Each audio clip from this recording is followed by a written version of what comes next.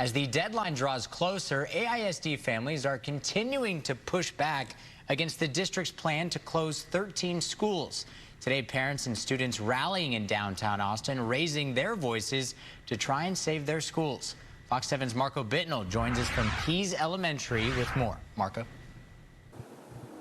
Yeah, Alec, as that final vote on November 20th draws closer and closer, families across the district are becoming more vocal, and more than anything, they're asking for more communication from the district and for more time to consider just how impactful these closures are going to be.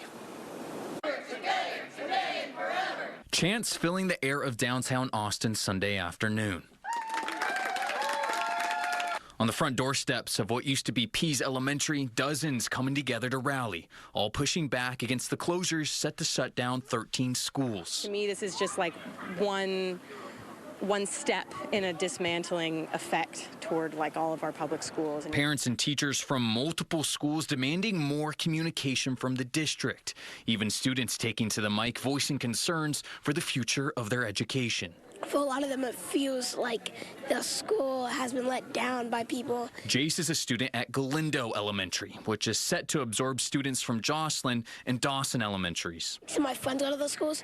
I mean, I'm happy that they're coming to me, but I'm also kind of sad that the schools that they've been going to for so long is getting shut down, and there's nothing they can stop to do about it. For many, the closures mean more than just shutting down buildings, but rather shutting down core parts of the community. Those bonds between teachers and students that are just so important for the kids' learning are broken up. For some students, that may be their safe place, you know, even more potentially than their home. The rally coming just days after AISD released its recommended school consolidation and boundary change plan, which the district says took into account over 7,000 comments it received on its initial plan.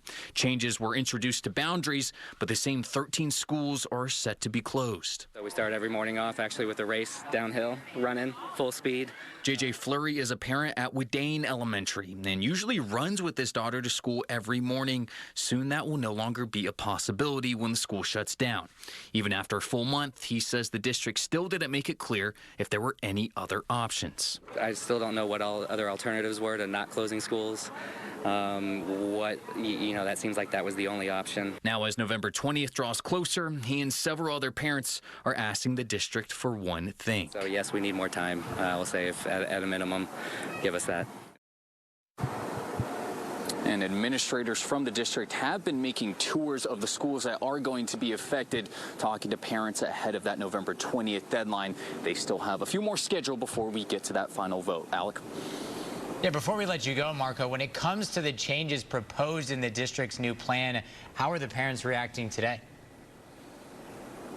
Yeah, that was another big point of frustration for some parents that we talked to today. The district introduced changes to the boundaries, but when it comes to the actual schools that are going to be closed, well, they say they still have no communication on any changes that the district is wanting to make, and it's still those same 13 schools, so still a lot of frustration when it comes to that, but we'll, of course, continue to keep you updated as we get closer and closer to that deadline. Alec.